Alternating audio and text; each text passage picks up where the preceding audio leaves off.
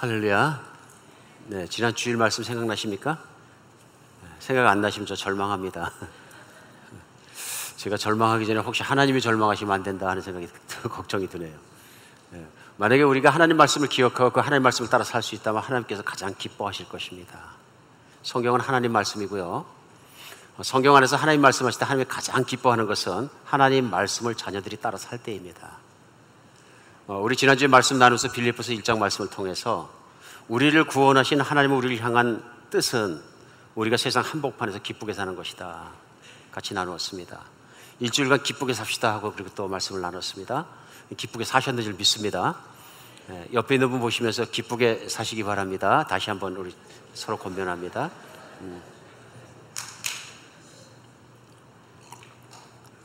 사실은 서로 기쁘게 사셨습니까? 여쭤보려고 그랬는데 말씀을 시작하면서 기쁜 분위기가 갑자기 우울해질까 봐 제가 좀 여러분의 믿음을 의심해서 죄송합니다. 걱정이 됐어요. 기쁘게 사셨죠? 옛날에 하던 거 한번 할까요? 여러분 어떻습니까? 아직도 몇 년째 기억하시네. 하나님께서 우리의 믿음에 권세를 주시고 우리 말에 권세를 주셔서 기쁩니다, 좋습니다 선포하는 순간 진리와 모든 것들이 내 안에 일어나서 우리에게 그런 엑기스들이 몸 안에 활동하면서 우리를 기쁘게 해줍니다. 근데 반대도 있죠. 어둡게 슬프게 부정적으로 비판적으로 계속 생각하게 되면 어둠과 컴컴한 것과 힘 빠지는 곳으로 막 끌려 들어갑니다. 그것이 세상의 권세와 성령이 일으키시는 차이인 것 같습니다. 믿음이 우리를 살립니다. 기쁘게 합니다. 단순한 것이 정말 우리에게 크게 느껴질 때 많습니다. 제가 이사가서 살면서 하나님께 주신 특권 중에 특권이라고 누리면서 요즘 기쁘게 사는 것이 하나 있습니다. 그것이 뭐냐면 눈치 보지 않고 사는 것. 저희 뒷마당에 나가면 나무만 보이고 이제 오신 분이 몇 분 안 돼서 죄송합니다. 아무것도 없습니다. 사람도 없습니다. 때로는 늑대가 나타나고 커요태가 나타나는데요.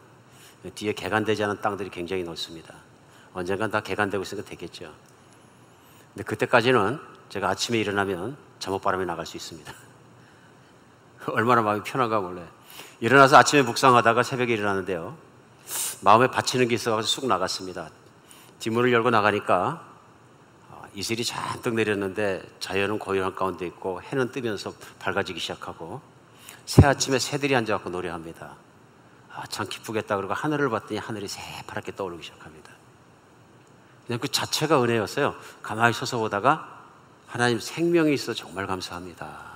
나도 모르는 사이에 너무 감사했어요. 그랬더니 기쁨이 뱃속 깊은 밑에서부터 뽀글뽀글 저 오늘 하루 승리할 줄 믿습니다. 여러분에도 그 승리가 있었으면 좋겠습니다.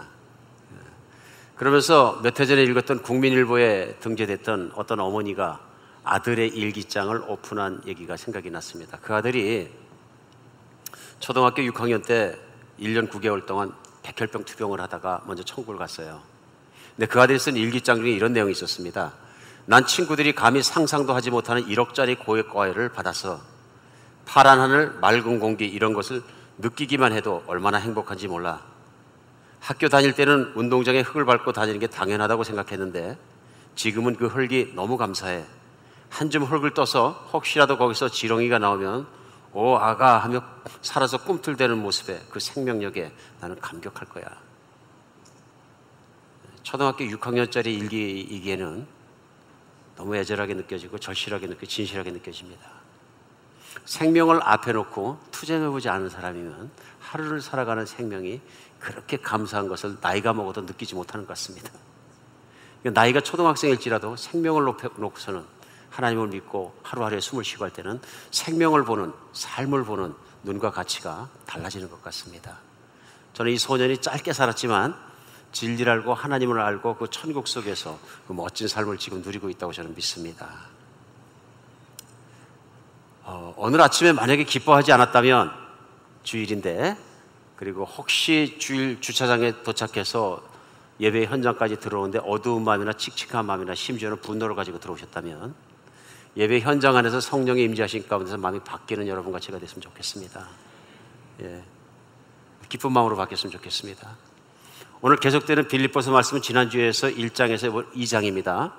오늘 2장 봉독 계신 1절에서 11절까지 말씀이 또 마찬가지로 기쁘게 살라는 것입니다. 그래서 오늘 말씀도 이렇게 살면 내가 기쁘겠다. 교인들이 그 빌립보 교인들을 향해서요. 4절에 보면 각각 자기 일을 돌볼 뿐더러 각각 다른 사람의 일을 돌봐 나의 기쁨을 충만하게 하라 하고 얘기합니다. 나의 기쁨을 충만하게 하라. 그래 빌립보서는 기쁘게 사는 길이 계속 나옵니다. 그러니까 신자가 믿는 사람이 어떻게 인생을 살아가면서 기쁘게 살 것인가 찾으면 뒤지고 뒤지면 길들이 다 나옵니다. 오늘도 우리가 기쁜 삶으로 돌아서고 기쁜 삶을 계속 살 수 있는 하늘에서 내리시는 천삼 같은 엑기스 같은 그런 은혜의 말씀이 되었으면 좋겠습니다. 말씀은 누구나 읽을 수 있고 누구나 들을 수 있지만 은혜는 내가 말씀을 깨닫고 믿고 내 삶에 적용될 때 드러납니다. 그때 하나님의 능력과 하나님의 살아계신 내 삶을 통해서 훅훅 드러나기 시작합니다. 오늘 그런 날이 되시기를 예수 이름으로 축복합니다. 기쁘게 살고 싶죠? 다 기쁘게 살고 싶죠. 근데 문제가 뭡니까? 기쁘게 살지 못하게 하는 것이 어디 밖에 있는 것이 아니라 사실 내 안에 있다고 성경은 말씀하시는 거예요. 오늘 사도 바울은 빌립보 교인들에게 얘기합니다. 빌립보 교회를 너무 사랑했습니다. 그러니까 감옥에 있을 때에도 그가 펜을 들어 빌립보 교회에 편지를 쓴 것이죠. 빌립보 교회 편지 쓴 사도 바울의 목적은 하나입니다. 빌립보 교인들이 하나님이 기뻐하시는 교인들이 되게 하기 위해서. 그래 빌립보 교회가 하나님이 기뻐하시는 교회가 되고 하나님이 기뻐하시고 인생 중에 하나님이 기뻐하심이 각 성도에게 드러나서 복받게 하려고 목회자로서 목회서신을 쓴 거죠. 그 목회서신이 하나님께서 기쁘게 받아들여서 너무 좋아하셔서 성경에 넣어주셔서 오늘 그것을 여러분과 제가 듣고 읽고 말씀을 듣는 것입니다. 하나님이 기뻐하셨다는 게 분명하기 때문에 그 증거로 인해서 오늘도 이 말씀을 우리가 기쁘게 받으면 그 말씀이 우리를 기쁜 삶을 살게 하고 우리의 삶이 하나님을 기쁘게 해드릴 것입니다. 그래서 오늘도 이 말씀이 그렇게 우리를 깨우쳐줄 줄 믿습니다. 오늘 사도 바울은 1절부터 말씀을 전하면서 이렇게 권면합니다. 그러므로 그리스도 안에서 무슨 권면이나 사랑의 무슨 위로나 성령의 무슨 교제나 긍휼이나 자비가 있거든 마음을 같이하여 같은 사랑을 가지고 뜻을 합하여 한 마음을 품어라 하고 얘기합니다. 제일 먼저 권면하는 게 뭐냐면요, 그리스도의 공동체 안에 교회 안에 서로 권면하거나 권하거나 신앙을 권하는 것이죠. 무슨 사랑의 위로를 힘든 사람을 위로해 주거나 무슨 성령의 교제나 긍휼이나 자비를 베풀 일이 있거든 마음을 같이하여 같은 사랑을 가져 뜻을 합하여 한 마음을 품어라 하고 얘기합니다. 한 마음을 품어라. 근데 이 말을 왜 하느냐 하면요, 사람이 기쁘게 살고 기쁜 교회가 되기 위해서 반드시 필요한 것이 있는데 뭐냐면요, 기쁜 교회가 되기 위해서는 교회 구성원인 공동체의 구성원들이 다 기뻐야 되는데 기쁘게 되는 이유가 무엇이냐면요, 복음에 합당하게 살 때 그렇다 하고 성경은 말씀하시는 거예요. 오늘 살지 빌립보서 전장입니다. 1장 27절에 보면요, 사도 바울이 이렇게 권면합니다. 오직 너희는 그리스도의 복음에 합당하게 생활하라. 그 앞에는 복음에 대해서 말씀하시고요, 복음 알죠? 예수 그리스도의 십자가를 바라볼 때 하나님이 나를 얼마나 사랑하시는지 교회를 얼마나 사랑하시는지 어떻게 생각하시는지 어떻게 구원하셨는지 예수의 십자가를 통해서 볼 수 있다는 것입니다. 그리고 그 십자가의 사랑을 그 용서함을 그 죄사함을 받아들이는 사람마다 이제는 과거의 죄로부터 용서받고 분노의 자녀가 아니라 허물과 죄로 죽었던 우리를 살려주셔서 이제는 하나님의 자녀가 되고 하나님의 복덩어리가 되고 기쁨 덩어리가 되는 놀라운 은혜를 주셨다는 것입니다. 그리고 예수님의 부활을 우리가 믿으면 이제 그 부활이 내 부활이 됐다 그런 얘기입니다. 말씀과 삶에서는 지금 에베소서 말씀을 지난주엔 다 읽었어요 사실은. 그래 에베소서 말씀 보면 어떻습니까? 1장부터도 똑같이 복음을 전하고 2장 들어오면은 하나님께서 죄와 허물로 죽었던 너희를 살리셨도다. 마지막 부분 가면서 중간 부분 가서 뭐라고 하십니까? 죽었던 너희를 하나님께서 예수 그리스도와 함께 살리시고 일으키시고 의롭게 하시고 하늘에 앉히시니 누구와 함께? 예수 그리스도와 함께. 이 복음이죠. 예수님을 내가 믿었기 때문에 내 신분이 달라졌고 미래가 달라졌고 모든 게 달라졌다는 것입니다. 내가 그래서 오늘이라도 세상의 삶이 끝나면 나는 즉각적으로 하늘에서 우리 주님을 눈과 눈으로 볼 수 있게 되고 하나님 아버지를 뵐 수 있게 되어서 이제는 그 앞에서 영원히 살아갈 동안 죽지 아니하고 아프지 아니하고 하나님의 약속대로 살아가는 길이 걸려있다는 것입니다. 열려있다.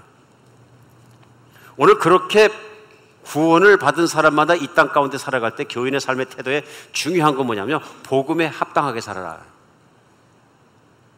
그래서 빌립보서 1장은 복음에 합당하게 사는 삶을 얘기하면서 1장 27절에 너희는 복음에 합당하게 생활하라 하면서 이는 내가 너희를 가보나 떠나 있으나 너희가 한 마음으로 서서 한 뜻으로 복음의 신앙에 협력하는 것. 바로 복음에 합당한 생활의 첫 번째로 사도 바울은 고면하고 있는 내용이 뭐냐면 한 마음, 한 뜻, 하나됨. 그런데 빌립보 교회만 그렇게 하는 것이 아니라요, 사도 바울이 또한 그가 사랑하는 교회 에베소 교회 옥중에서 서신을 썼습니다. 근데 우리가 빌립보서 앞에 있는 에베소서를 지난주에 다 읽었기 때문에요, 오늘 말씀과 삶을 들으시는 분들은 계속 묵상을 하신 줄 믿습니다. 근데 에베소서도 마찬가지입니다. 에베소 4장을 들으면 실행장인데요, 앞에는 복음을 전하고 4장부터는 그러므로 너희가 복음에 합당하게 이렇게 살라. 그럼 4장 시작 1절이 뭐예요?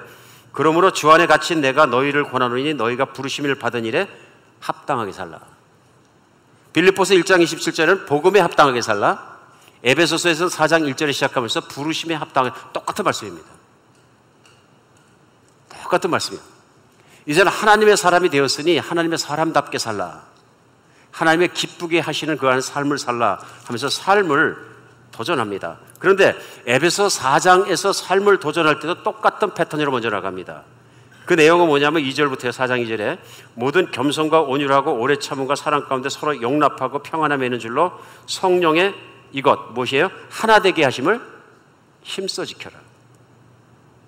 그러면서 4절에 보면 몸이 하나요 성령도 한 분이시 이와 같이 너희가 부르심의 한 소망 안에서 부르심을 받았느니라. 주도 한 분이시요 믿음도 하나요 침례도 하나니라. 하나됨을 강조합니다. 오늘 빌립보서의 말씀 속에서 뭘 말씀하시냐면요, 신앙인은 예수 그리스도를 중심으로 주님 안에서 공동체 안에서 하나 되어 살아갈 때 기쁘고 행복하다는 것입니다. 반대로 한번 생각해 보죠. 공동체 이것이 깨지면 어떻게 될까요? 기쁘지 않다, 힘들다. 실제로 신앙생활을 하면서 교회를 섬기고 교회를 살면서 교회가 조화롭고 하나가 되고 은혜롭고 그러면 교회같이 좋은 데가 없습니다. 맞습니까? 자꾸 생각나고 자꾸 기도하고 자꾸 나오고 싶고 자꾸 생각하고 성도도 자꾸 만나고 싶고 뭐 그러십니다. 은혜 처음에 받은 사람 특징이 뭐냐면요, 교회 자꾸 나오고 싶은 것과 성도들을 자꾸 보고 싶어지는 것입니다. 근데 어찌 교회 생활 하다 보면 뭐 상처를 받고 실망하고 여러 가지 일이 생기면 어떻게 됩니까? 교회, 그러니까 인상이 안 좋아집니다. 그리고 왜 그런지 모르니까 어느 날부터 앉으면 교회 비판하기 시작하고 불평하기 시작하고 교회 밖에서도 앉으면 성도끼리 교회 욕하는 것이 잔치같이 되어버립니다. 이거 불행한 것입니다. 그리고 말하는 사람도 말하고 일어나고 속이 씁쓸합니다. 밝을 리가 없습니다. 기쁠 리가. 만약에 교회를 갖다 막 비판하고 있는데 속이 막 기쁘고 그렇다면 큰일 난 것입니다. 진짜 큰일 난 것입니다. 이건 오늘 죽으면 안 됩니다. 그러면 오늘 돌아가시면 큰일 납니다. 구원받고 돌아가셔야 됩니다. 이해하시겠죠? 교회가 잘 되면 골프장보다 훨씬 좋은 곳이고요, 골프가 아무리 좋다 해도 골프 한다고 교회 나옵니다. 나오지 말라 그래도. 교회가 힘들어지면 세상에 제일 힘든 것보다 아플 수도 있다는 것입니다. 교회라는 간판을 붙여놨거나 교회가 있기 때문에 저절로 좋아지는 것이 아니라 교회가 기쁜 것 좋은 것이 되기 위해서 성경 말씀을 따라야 된다는 것입니다. 그러면 세상 어디보다 좋다는 얘기입니다. 저는 이 말씀 전하면서 간절한 소원이 하나님께서 한비전 교회를 그렇게 만들어 주시기를 진심으로 간절히 원합니다. 우리는 다 같이 좋은 교회에서 좋은 신앙생활하고 기쁘고 행복하게 살기를 다 원합니다. 그런데 오늘 본문 말씀은 우리에게 무엇을 가르쳐 주겠냐면요, 우리의 기쁨과 그런 하나님의 뜻을 방해하고 저해하고 있는 정말로 기쁨을 부시는 것이 있다. 그래서 오늘 설교 말씀 제목을 좀 부정적이긴 합니다만은 조이 킬러다 이렇게 정했어요. 기쁨을 죽이는 것들이 있다, 그런 얘기. 조이 빌러가 있고요, 기쁨을 세우는 것이 있고요. 왜 그러냐면 오늘 시작하면서 본문 말씀 가운데 3절에 조이 킬러 두 가지가 탁 튀어나옵니다.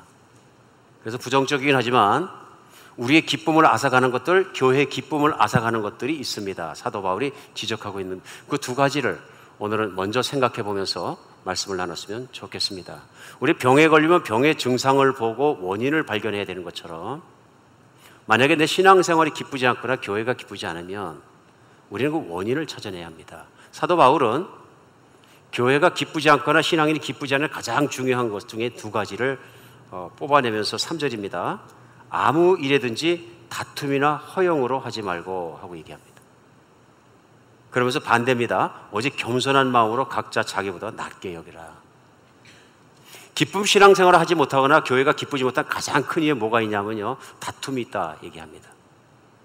그런 것 같지 않습니까? 교회가 좋다가도 알력이 생기고 무슨 분쟁이 생기고 다툼이 있고 경쟁이 있고 시기가 있고 뒷소리를 하고 수근수근하고 뒤에서 비방을 하고 그 소리가 돌아서 또 다른 사람하고 싸움이 일어나고, 그럼 어떻게 됩니까? 잘 모르십니까? 그런 교회 안 다녀보셨어요? 너무나 많은 교회가, 오늘날에도 특별히 미국에 있는 한인교회도 그렇고 또 나온 조국교회도 그렇고 미국 교회도 그런 것 같습니다. 너무나 많은 하나님의 교회가 이단 사상이나 신학이나 기타로 인해서 고통받거나 잘못 흘러가는 것보다 교회 안에서 일어나는 아픈 문제들 때문에 교회가 시련받는 것이 훨씬 더 큽니다. 엄청난 시련을 받습니다. 그렇죠? 오늘 우리는 그것을, 현상을 그대로 인정하면서 하나님 앞에 나가서 그 치유책을 우리가 바로 찾아가는 것이 좋다고 생각합니다. 우선 교회 안에 아픔이 있는, 기쁨을 뺏어가는 불행이 있는 가장 큰 이유에 대두된 것이 뭐냐? 다툼입니다. 다툼이 뭘까요? 다툼 부르는 분은 없으시죠? 싸우는 겁니다. 왜 싸우는 게 중요합니다. 왜 싸울까요? 다툼의 내용 가운데 들어있는 뜻은 경쟁이라고 생각합니다. 다툼의 동기는 대개 경쟁이고 시기이다.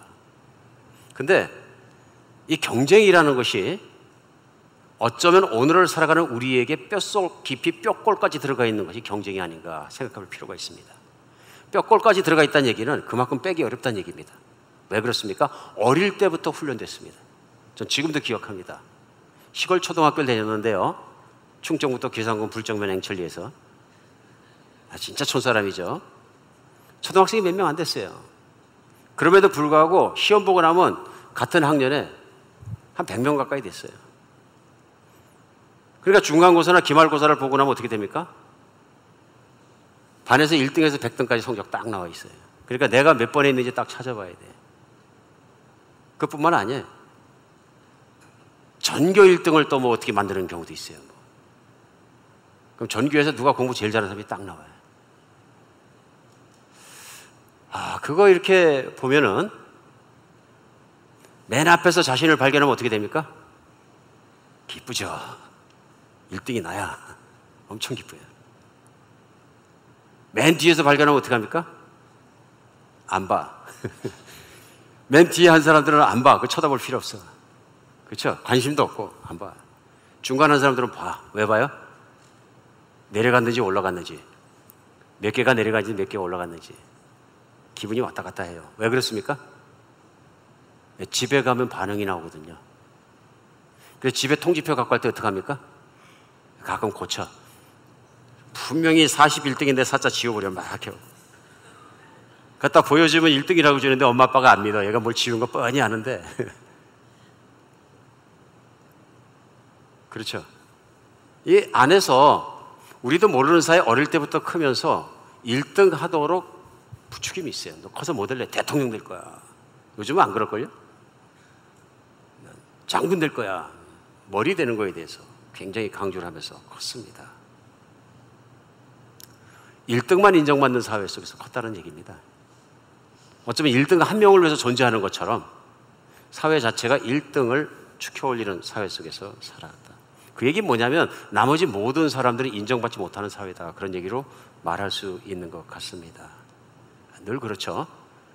그런 사회 속에 살다 보니까 우리 자녀도 1등을 하도록 부추기고 1등을 못하면 못하는 요인을 찾아서 엄청나게 지적했던 것 같습니다.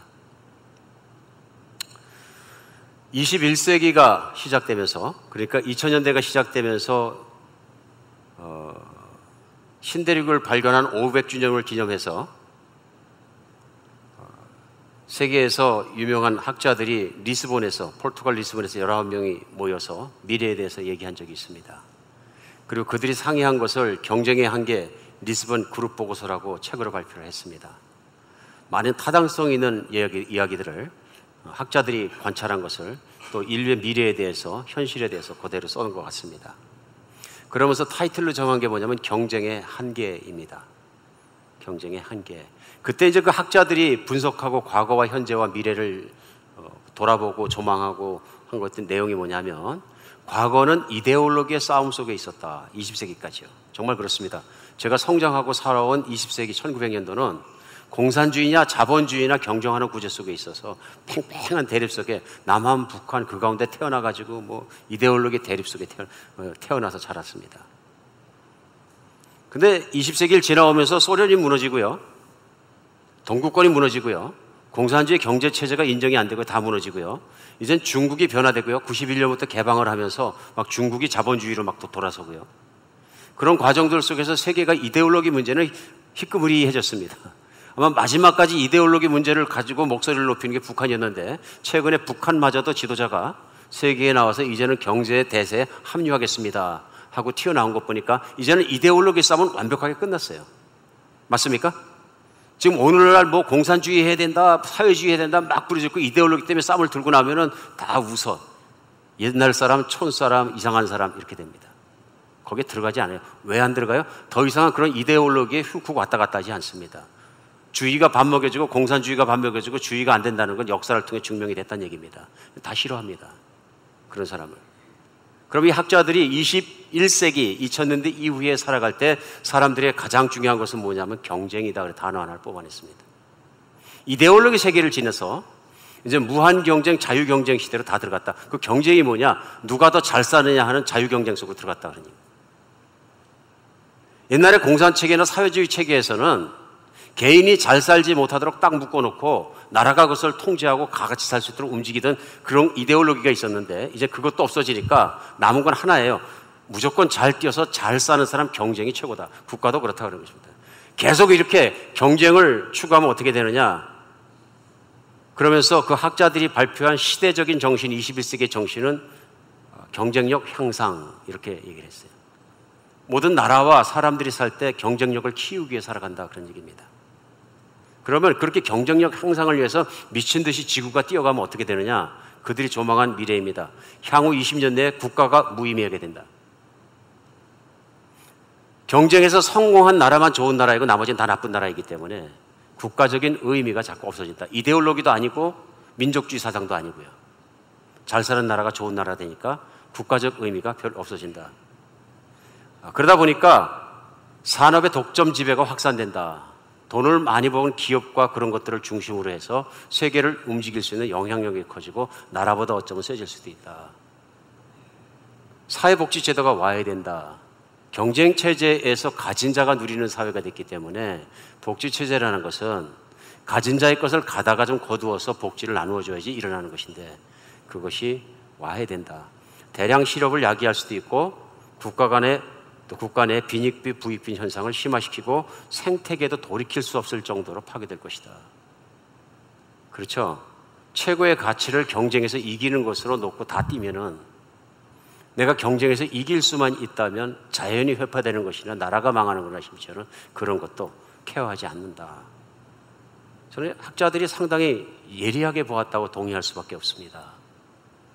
실제로 1900년도 후반을 살아오고 오늘날까지 살아오면서 저희가 떠나온 대한민국 조국에서도 경쟁에서 이기는 자가 최고다 하는 사고방식이 있지 않습니까? 그것이 이제 아이들에게 그렇게 들어간 거죠. 공부 잘해서 성공하면 된다. 근데 분명한 것이 있습니다. 열매를 알라고 성경이 말씀하시는 것처럼 한국에 남아있는 문제가 뭐냐 하면요. 아이들이 변한 거예요. 그 변한 것 중에 가장 사실은 수치스러운 부분이 있습니다. 그것이 뭐냐면 언젠가 유니세프에서 유엔 아동기금이죠. 한국에 있는 어린이들을 상대로 청소년 아동들을 상대로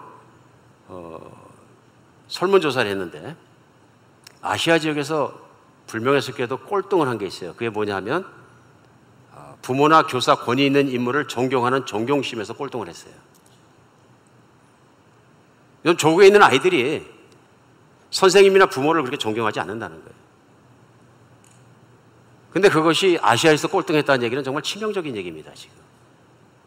큰일이거든요. 그래서 왜 이런 일이 일어났는가 하는 것을 곰곰이 원인을 따져보니까 다른 게 아니라 인류병 때문에 그런 것 같다. 부모 세대는 자녀에게 끊임없이 1등해라, 1등해라 그 인류병을 갖다가 요구하니까 거기서 1등하고 어른의 인정을 받을 수 있는 아이들은 극소수다. 그러니까 나머지는 다 뭐냐, 인류병의 피해자예요. 내가 1등을 안 해도 반에서 10%에 안 들어가도 난 충분히 사랑받을 수 있는 부모의 자녀임에도 불구하고 공부가 그게 안 되기 때문에 부모의 기대에 미치지 못하니까 내가 안 된다고 생각하는 아이들이 반발하기 시작하는 거예요. 그 반발심이 어떻게 되냐면요, 사회 구조와 어른들과 부모와 풍토를 반발하는 마음으로 생기는 거예요. 그래서 존경심도 없고 인정을 안 하는 거예요. 말도 거칠어지고. 우리가 한번 깊이 생각해 볼 필요가 있습니다. 왜 그러냐면 저나 우리 모두가 경쟁 구조 속에서 무한 경쟁을 브레이크가 고장난 기차처럼 인생을 달려온 것은 아닌지, 이민자의 생활을 살면서 그런 것들이 있습니다. 이민 나가서 빨리 돈 벌고 빨리 자리 잡고 우리 애들 빨리 가서 좋은 학군에 크게 하고 좋은 학교 보내고 내가 빨리 무엇을 하고 그 길을 인생 속에서 거침없이 뛰어온 건 아닌지 한번 생각해 봐야 합니다. 물론 그러다가 예수님 만났죠. 내가 구원받았다는 걸 믿었죠. 근데 내가 구원받고 교회 생활하면서 보니까 교회 생활도 어쩌면 내가 아이들에게 가르치고 내가 살아왔던 인생처럼 교회 생활도 한 것은 아닌지, 이제 교회 들어왔고 교회 멤버가 되었고 나도 하나님 사람이 돼서 교회에서 뛰어난 사람이 돼야 되고 1등이 되야 되고 뛰어올라야 되고 직분도 있어야 되고 영향력도 있어야 되고 인기도 있어야 되고, 혹시 그런 생각으로 교회를 섬기진 않았는지, 그 결과 공동체 안에서 인정이 되지 않거나 내 노력이 수긍이 되지 않거나 그만큼 효과가 나타나지 않을 때 실망하고 화가 나고 돌이켜서 욕한 것은 아닌지, 아니면 다른 형제가 다른 자매가 더 인정받고 더 인기 있고 더 잘하는 것 같으면 왠지 더 영적인 것 같은 것도 그렇게 좋게 보이지 않고 내가 그걸 갖다 비판하지 않았는지, 오늘 성경은 그것을 지적하고 있는 것입니다. 이러고 다 세상을 따라 들어온 것이라. 다툼은 세상을 따라 들어오고 세상은 경쟁하는 것이고 경쟁에서 살아남아야 되는 것이고, 우리의 세월이 지나갈수록 가진 사람이 더 많이 갖게 되고 못 가진 사람이 못 갖게 사는 건 현상적으로 분명히 합니다. 그런데 못 가진 사람이 가진 사람 따라가려고 하니까 어떻게 됩니까? 예, 그렇게 표현하지 않겠습니다. 다리가 찢어진다?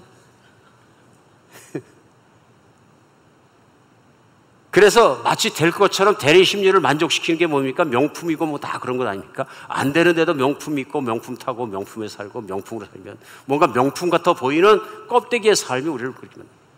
그리고 오늘 두 가지를 얘기했는데 하나는 다툼이고 하나는 허영입니다. 다툼과 허영이 쌍둥이인 거죠. 같이 오는 거죠.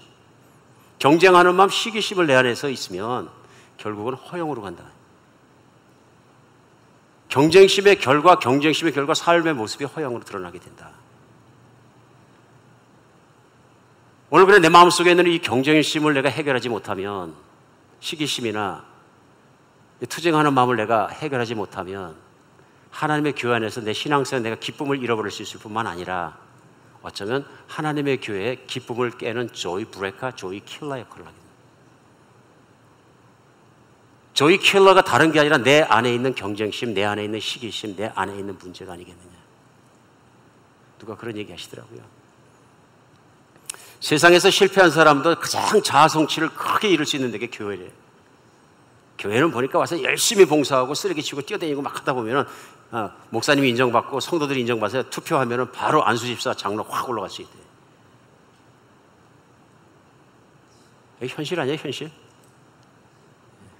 그러니까 한국에서 목회 오래 하시던 목사님이 저한테 하시는 말이, 은퇴하시고 하시는 말이, 평생을 목회하고 보니까 결국은 다 직분이더라고요. 직분 때문에 힘들고 뭐하고 다 직분 안에 문제가 있고 그것 때문에 골머리를 썩으신 거죠. 그만큼 힘드셨던 거죠. 이게 현실이거든요. 저는 현실 앞에, 교회 앞에 거짓말할 수 없습니다. 한비전교회는 직분 때문에 다투시는 분은 없는 것 같아요.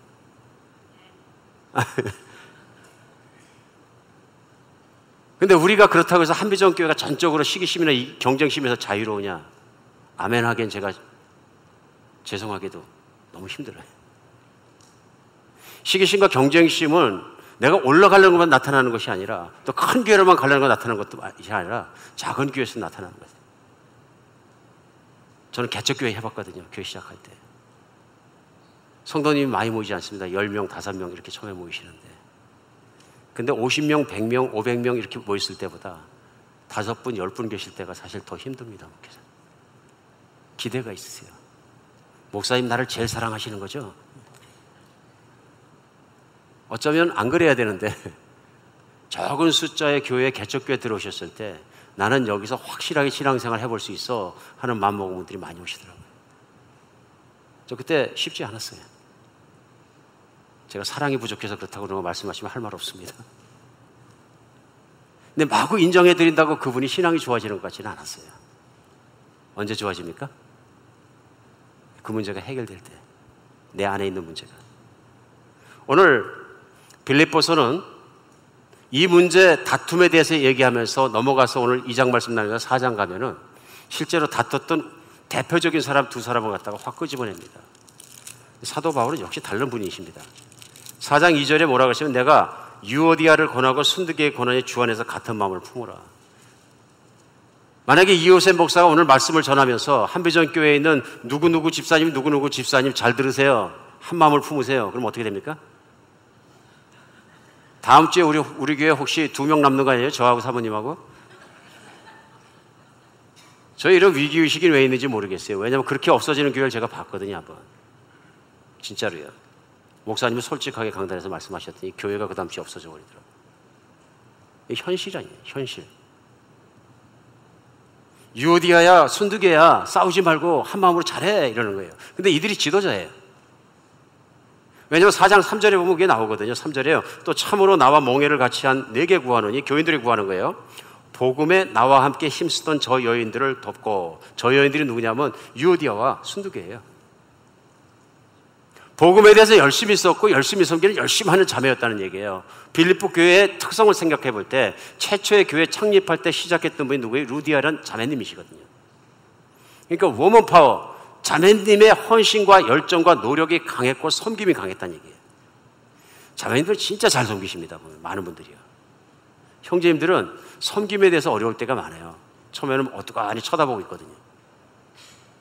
그러다 보니까 사도 바울도 잘 섬기고 복음을 잘 섬겼다는 얘기예요. 근데 섬기다가 싸움 난 케이스예요. 이게 어디냐면 경쟁심과 시기심 속에 나오지 않았느냐. 그런데 놀라운 것은요, 사도 바울은 역시 사도 바울이라 이렇게 지명을 해가면서 실명을 거르면서 지적을 해도 그들이 회개하고 돌아오지 삐져가지고 사도 바울하고 원수되고 튀어나가지 않더라는 거예요. 참 기가 막히잖아요. 기가 막힌 노릇입니다. 왜 그럴까요? 최소한 예수 그리스도를 복음을 통해서 확실히 믿어서 그렇다고 저는 믿습니다. 최소한. 내 안에 있는 경쟁심에 대한 문제가 확 빠져나가지 않으면 그 다음에 따라오는 게 뭐냐면 오늘 다툼과 허영입니다. 허영이 뭡니까? 수고를 덜기 위해서 허영이라는 단어의 사전을 제가 찾아봤어요. 뜻이 이렇네요.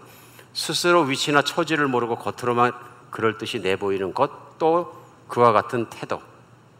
허영심은 자신의 분수에 어울리지 않는 필요 이상의 거칠이나 외관상의 화려함에 들뜬 마음. 성공한 것, 1등, 인류병 이런 거에 걸리니까 어떤 결과가 있냐면 성공한 것처럼 살아야 행복해지고, 성공한 것처럼 행동해야 멋있어지고, 사람들이 인정해줘야 살만하게 느껴지니까 이런 게 생기는 거죠.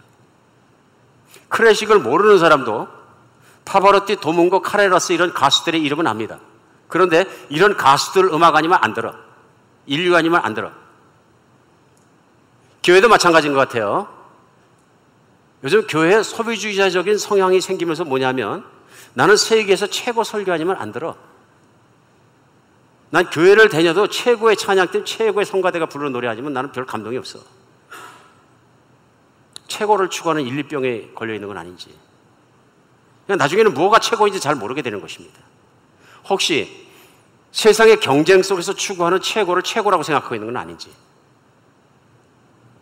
오늘 교회 하나됨에 대해서 사도 바울은 2장 초반부터 말씀하시면서 오늘 이게 교회를 힘들게 하고 기쁨을 뺏어가는 것 중에서 다툼과 허영을 얘기하고 있습니다. 그런데 교회가 가장 경계해야 될 중에 하나가, 제가 분명히 믿는 것은 세상이 교회에 들어오는 것을 경계해야 합니다.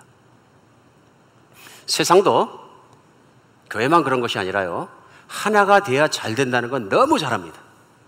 회사도 요즘에는 회사가 하나가 돼야 부자가 된다는 것, 돈 잘 번다는 건 너무 잘합니다. 세상도 하나가 되는 스트래티지, 택틱, 전략적 개발들이 너무나 많습니다. 잘합니다. 프로그램을 개발하고요. 사람들 마음을 확 서게 만들고요. 하나로 딱 당겨서 한 목표를 해서 끌어넣는 데는 교회보다 세상이 훨씬 잘합니다.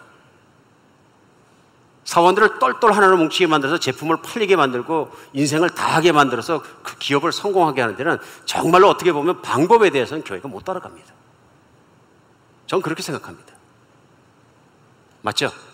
세상을 스스로 와해하려고 노력하는 것이 아니라요, 자기들의 목적을 위해서는, 성공을 하기 위해서는, 경쟁에 이기기 위해서는 최대한 힘을 모을 줄 압니다. 그런데 이게 위험한 것입니다. 세상에 왜 교회에 들어오느냐면요, 특별히 이민사회는, 얼마 전에 어떤 분이 신문에 기고를 하셨는데 알만한 분입니다. 이분이 쓰면서 이민 가면 교회가 정말 좋은 곳이다 하며 쓰셨어요. 그분의 경험을 쓰였는데, 이민 와서 만날 사람도 없고 외롭고 사회적 활동이 빈번하지 않았는데 교회를 갔더니 좋은 사람 다 만나게 되고 유명한 사람도 만나게 되고 교회가 좋은 교제 장소이고, 교회가 다른 걸 못해도 삶의 교제 장소를 제공하고 있다는 데에서는 아주 큰일을 하고 있다, 칭찬을 많이 하셨어요. 근데 그 기사를 아무리 제가 빡빡 읽어봐도 신앙 때문에 고맙다는 얘기는 한마디도 안 쓰셨어요.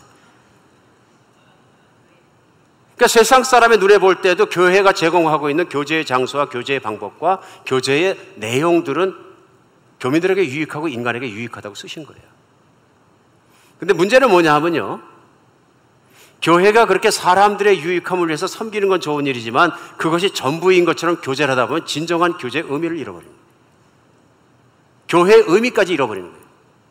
오늘 교제를 얘기하면서 2장 1절부터 생각하면요, 그리스도 안에서 무슨 권면이나 사랑의 무슨 위로나 성령의 무슨 교제나 긍휼의 자비가 있거든 마음을 같이 하고 뜻을 같이 하라.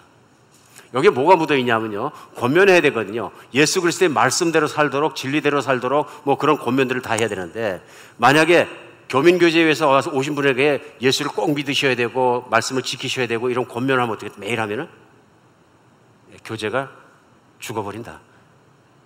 재미있어서 모였는데 교제가 이러면 고리타분해지죠. 자꾸 믿음 얘기하고 그러면 교회를 변화시킨다. 그들이 조심해야 될 문제입니다.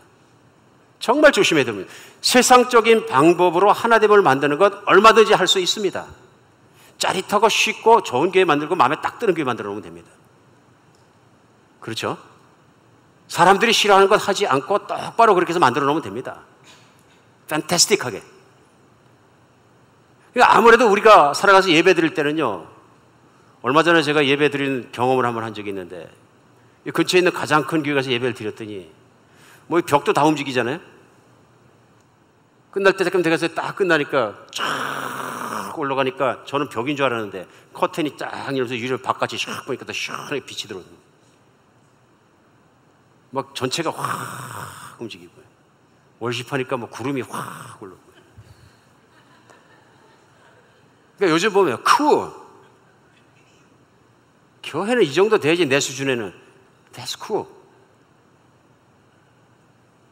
뭐 그 자체가 잘못했다고 저는 지적하는 것보다는 세상이 들어오기가 너무 쉽다. 여기서 뭘 미싱합니까? 경쟁심 있는 마음, 인류교회를 찾는 것, 성공한 증거들을 찾는 것, 그런 것 속에 잘못 훅각되면 진실로 하나님께서 원하는 진정한 조의를 잃어버릴 수 있다. 껍데기만 빌 수 있다.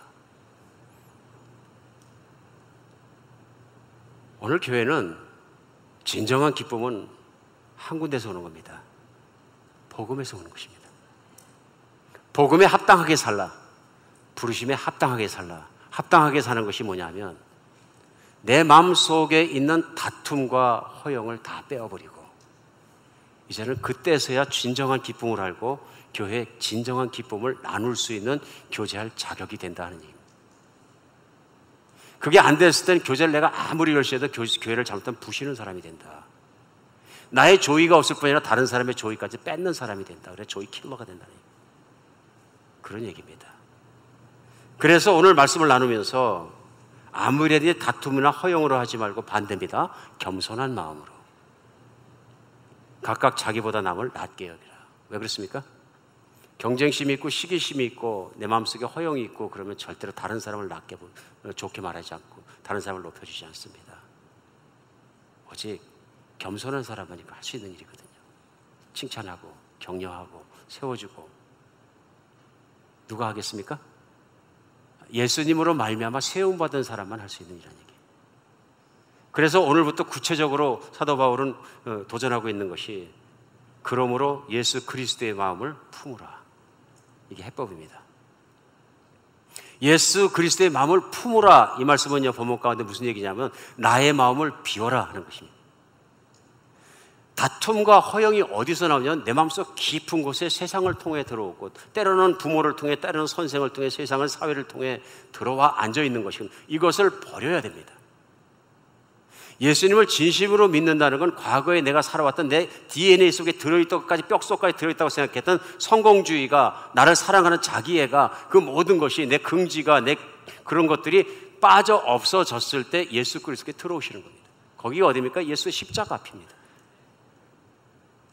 예수의 십자가 앞에 가서 보니까 나는 가치도 없는 인간이고 정말 나는 죄인이고, 이것이 깨달아지지 않은 사람이 복음을 안다는 것은 이건 있을 수 없는 일이에요.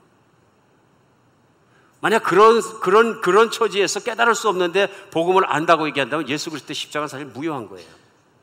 이해할 수도 없는 거고. 그래서 사람이 살다 보면 언젠가는 세상을 만드신 창조자 하나님 앞에서 내가 초라한 존재이고 죄인이고, 그분이 좋아할 게 하나도 없고, 그분이 나를 분노하셔도 할 말이 없고, 그분이 나를 버리셔도 지옥에 보내도 할 말이 없는 만큼 그분 앞에서의 나는 초라하고 죄인인 존재라는 게 깨달아지는 날이 온다는 것이죠. 그리스도인이라는 것은 그것이 깨달아지고 믿어지고, 그 하나님의 임재 가운데 예수의 십자가를 바라보니까 대관절 어떤 하나님이 그 아들을 보내서 이 땅에서 죽게 하시기까지 나를 죄를 사해 주시고 용서하신다는 그런 하나님이 어디 있느냐는 걸 깨달은 거죠. 그래서 예수님 앞에서, 십자가 앞에서 무릎 꿇은 거죠. 예수님 앞에 서서 십자가 앞에서 특별히 보니까 나는 죄인일 뿐이고 가진 것도 없고 자랑할 것이 없고 내가 가진 것이 무엇이냐는 것을 깨닫는 것이죠. 아, 이분이 정말 하나님이시라. 십자가의 은혜라는 것은, 복음이라는 것은 하나님께서 자격 없는 나를, 의롭지 않은 나를, 죄인인 나를, 욕심덩어리인 나를, 하나님을 기쁘게도 살지 못했던 나를 그 앞에 무릎 꿇기만 하면은, 예수님을 내 주님으로 나의 구원자로 받아들이기만 하면 하나님께서 너는 의롭다, 너는 정말로 내 자식이라고 만들어주신 그 감사함에 있는 거죠. 그 순간에 무슨 일이 일어나는 겁니까? 초등학교 때부터 가방 몇 개씩 들고 다니면서 1등을 하려고 이를 물고 살아왔는데 실패했던 내 인생이 하나님의 사랑으로 내가 성공한 자로 갑자기 바뀌어버리는 거죠. 더 이상은 경쟁할 필요 없고 시기할 필요 없고 그렇게 살아갈 필요 없다고 십자가가 말하고 있는 것이죠.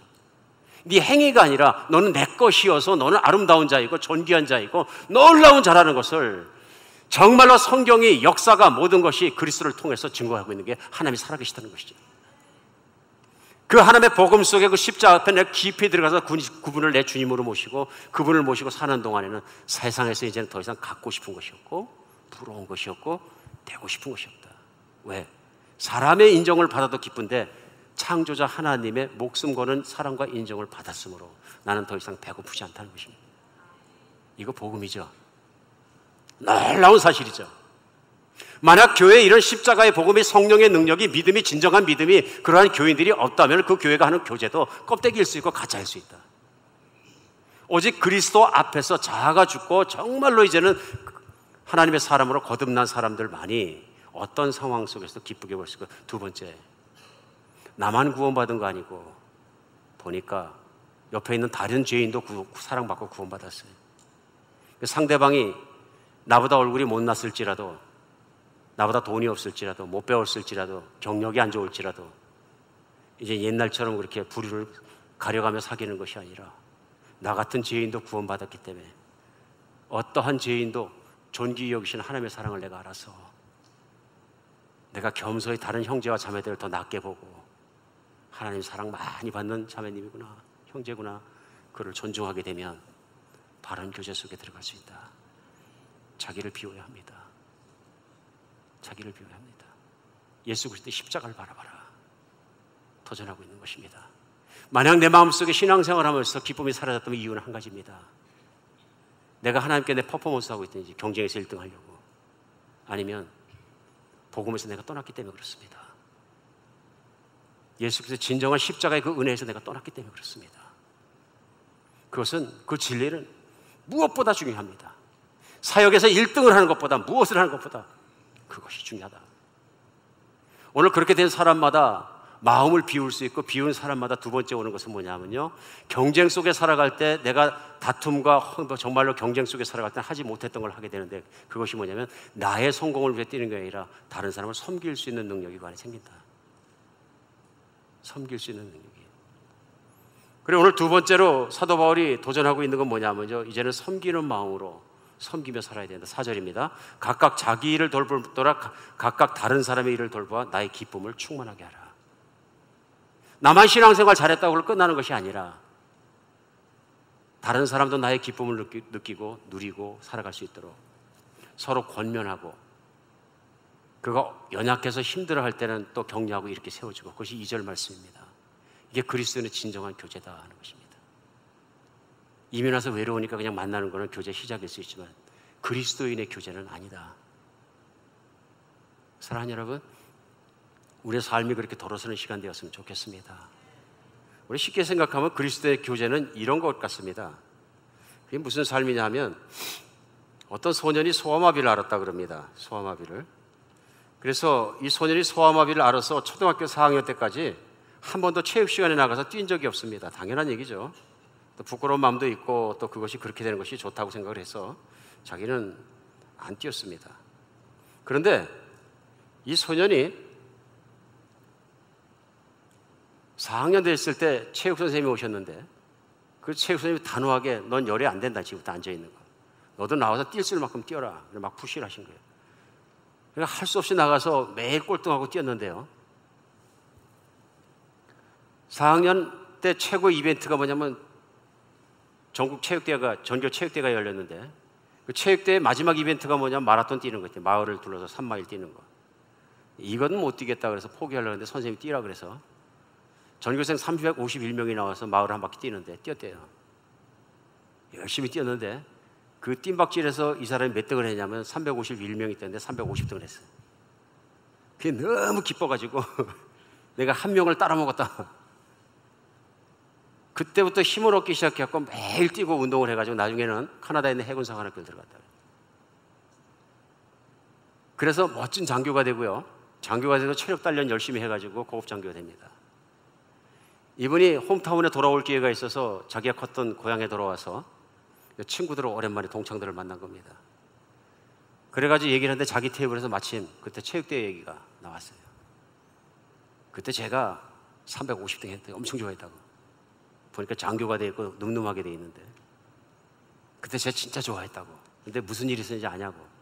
세월이 흘러가니까 친구들이 그 비밀을 폭로해 주는 거예요. 그때 우리 동네에 있던 그 교회 목사님이 그 아들 중에 하나 중에서 우리 동급생 있으시 누구 다 아는 거예요. 4학년 같은 학생이에요.